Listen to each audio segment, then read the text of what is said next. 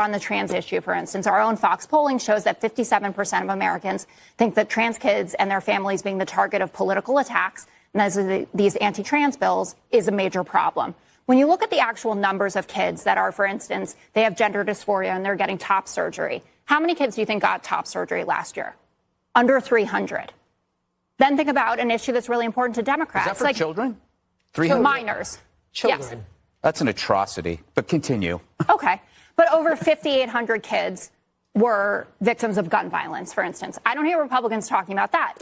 Tyranny of the minority. Comparison. Ooh, get him, Jessica. It absolutely isn't. It's a priority on the right to talk about trans issues, a priority on the left to talk about gun violence, which affects more people. Republican stances are not popular, whether that's all of their anti-trans rhetoric, or their inaction on gun violence, or their extremist views on abortion. Abortion is another instance of the tyranny of the minority. I get it. Federalism, you send it back to the states. And voters in the state of Ohio just rejected a Republican-led ballot measure which would have made it harder to enshrine abortion rights in their state constitution. Just by the way. Where a group of elected officials have decided, for instance, in like Texas, Louisiana, that women should not be able to get abortions after 6 weeks. We have women that are bleeding out, going into sepsis. In Louisiana, a woman was forced to carry a baby that had no skull. What's this have to do with this topic? What are you talking about? He says tyranny of the minority. But that had to do with LGBTQ, not with all of your favorite issues. He's running to be president of the United States of America. But that's not what we're talking about. They are referring to Vivek Ramaswamy, a Republican presidential candidate and man known as the CEO of Anti-Woke Incorporated. And he said that Democratic stances were the, quote, tyranny of the minority. Well, I guess he hasn't checked the polling recently. I don't have a negative view of same-sex couples, but I do have a negative view of a tyranny of the minority.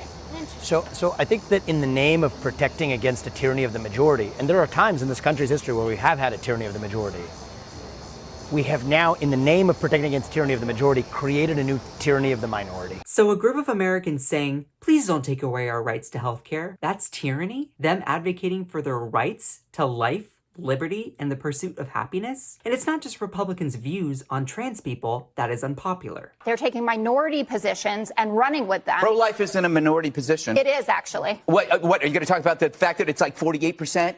I'm going to talk about the 69% is the highest that it's ever been recorded that now support abortion at least through the first trimester. First trimester? Yeah.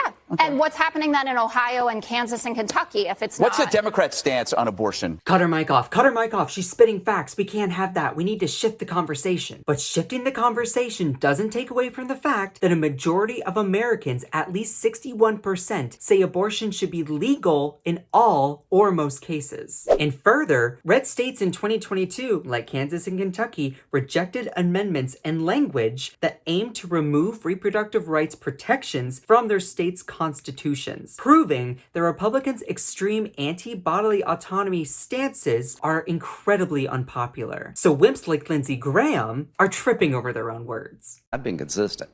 I think states should decide the issue of marriage, and states should decide the issue of abortion. But there are also a lot of Republicans who believe in federalism and states' rights and on things like deciding their own laws on abortion. Sure. And this federal abortion ban would go against that.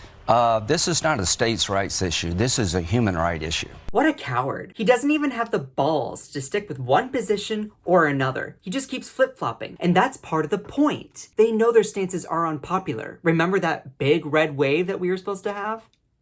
But not only can Republicans not admit or grapple with the fact that their stances are unpopular, but they never ask themselves why. Because taking away bodily autonomy from women is disgusting and dehumanizing. Because calling LGBTQ people woke groomers and pedophiles is disgusting. And trying to take away health care from trans people is humiliating and awful. We know the truth, that their stances are unpopular and dehumanizing. And we must show them in every single election that we have in the future. Every single primary, every single general, every single ballot measure, every single special election. We must show them that their policies are unpopular. My name is Scott Johnson. You can find more of me on my YouTube and on my TikTok, which are in the description box below. I do a morning show on my TikTok, and you should totally go and check it out.